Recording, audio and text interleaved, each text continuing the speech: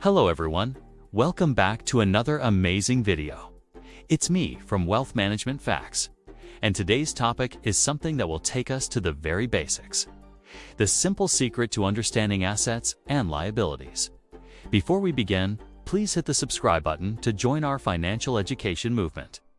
This channel is here to educate people around the world about money, so that everyone can achieve financial freedom.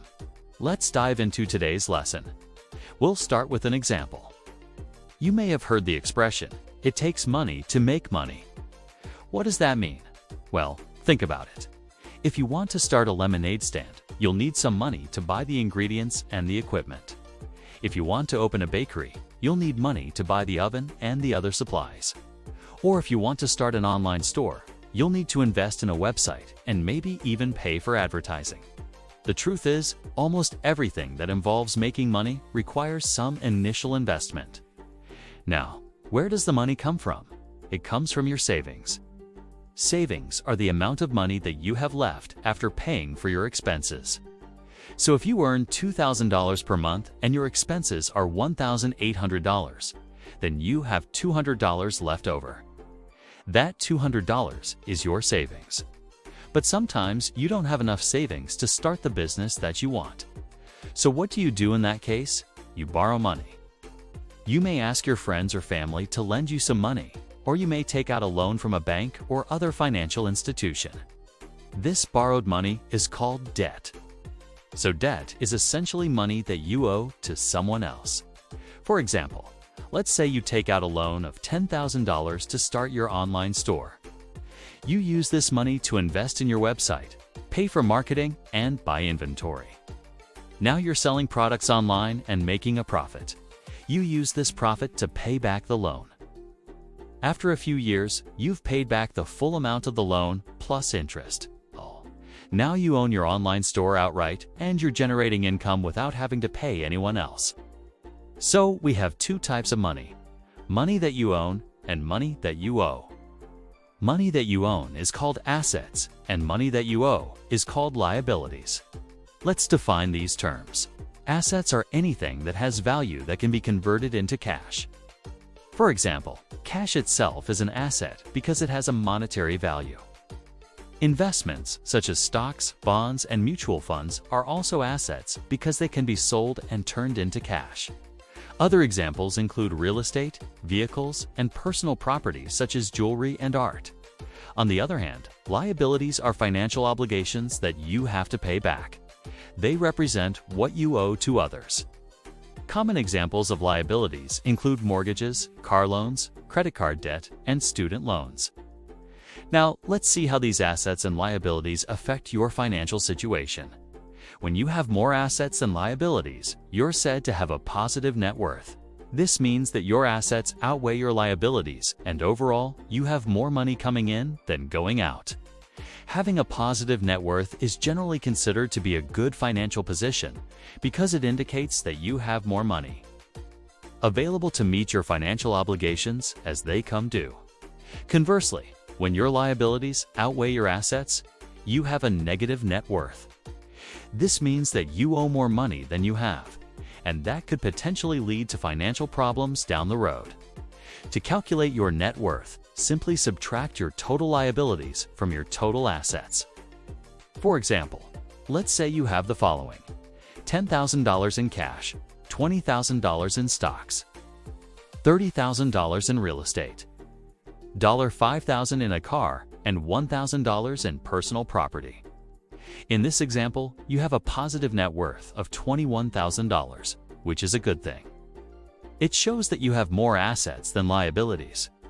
However, if your liabilities were greater than your assets, such as if you owed $70,000 but only had $60,000 in assets, then you would have a negative net worth of $10,000. This is not ideal because it means that you owe more money than you have.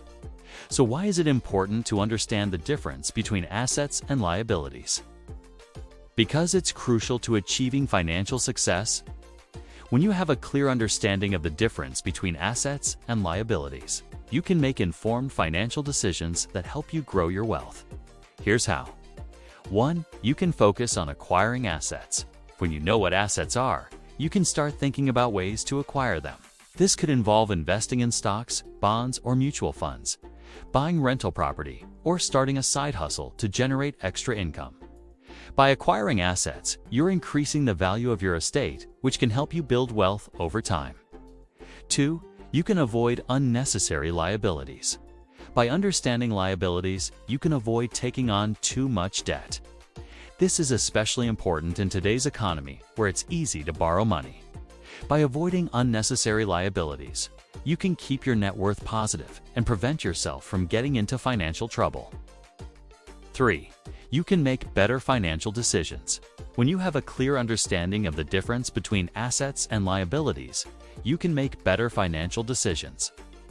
For example, you may choose to invest in a rental property instead of buying a luxury car, because you know that the rental property will generate income and appreciate in value over time, whereas the luxury car will depreciate. 4. You can plan for retirement. When you understand assets and liabilities, you can start planning for retirement. This is important because retirement is a time when you'll likely need more money than ever before. By investing in assets that generate passive income, such as rental properties or dividend-paying stocks, you can set yourself up for a comfortable retirement. 5. You can protect your assets. When you understand assets and liabilities, you can start thinking about ways to protect your assets. This is important because assets can be lost or damaged, which can negatively impact your net worth. By taking out insurance policies or investing in security systems, you can help protect your assets from being lost or damaged. Remember, assets are things that put money in your pocket, while liabilities are things that take money out of your pocket. Think of it this way. A bird sitting on a tree is never afraid of the branch breaking, because its assets are not tied to the branch. But the squirrel who lives on the same tree is afraid of the branch breaking, because his assets are tied to the branch. I know it might sound like a simple concept, but it's actually quite deep. Most people get confused about assets and liabilities and don't understand the difference. Many people believe that all money is assets. They think that if you have money in your checking account, then you have an asset. But that's not true. Only investments are assets. Cash in a checking account is not an investment, nor is it an asset. Let me give you another example. Imagine you bought a TV for $1,000 using a credit card. You didn't have enough money to pay for the TV up front, so you financed it. Now you have to pay back the $1,000 plus interest.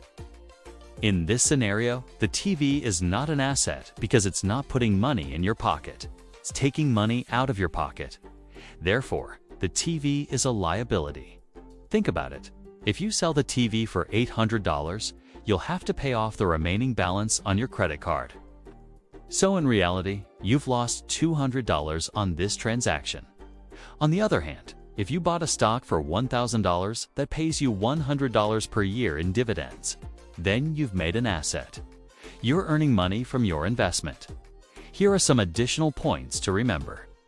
Not all assets are created equal. Some assets are more liquid than others, meaning that they can be turned into cash more quickly. For example, cash in a checking account is very liquid. Stocks and bonds are less liquid because it takes time to sell them and receive the proceeds. Real estate is the least liquid asset because it takes even longer to sell. Assets can appreciate in value over time. For example, a house that you bought for $200,000 may be worth $300,000 in 5 years. Assets can depreciate in value over time. For example, a car that you bought for $30,000 may be worth $20,000 in 5 years. Some assets provide you with a stream of income, such as rental property or dividend-paying stocks.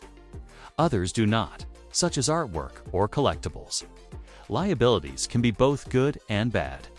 Good debt is debt that helps you acquire assets that will generate more money than the debt costs. For example, a mortgage is a good liability because it helps you acquire a house, which may appreciate in value and provide you with a place to live. Bad debt is debt that doesn't help you acquire assets that will generate more money than the debt costs. For example, A credit card is a bad liability because it doesn't help you acquire assets. Instead, it allows you to buy things that will likely decrease in value over time. It's important to note that not all financial products are either assets or liabilities. Some are neutral, such as a checking account or a savings account. These accounts don't help you acquire assets, but they also don't take money out of your pocket. They're just a place to keep your money safe. So what's the takeaway from today's lesson? Simply put, understanding the difference between assets and liabilities is crucial to achieving financial success. By focusing on acquiring assets, avoiding unnecessary liabilities, making better financial decisions, planning for retirement, and protecting your assets, you can set yourself up for a bright financial future.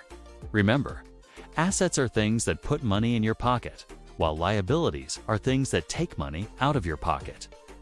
Keep this simple secret in mind, and you'll be on your way to financial success in no time.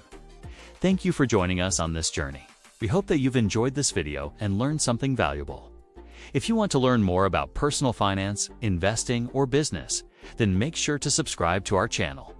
We release new content every single week. Before we go, we'd love to hear from you. Please leave a comment below with your thoughts, questions, or suggestions. We read every comment and appreciate your engagement.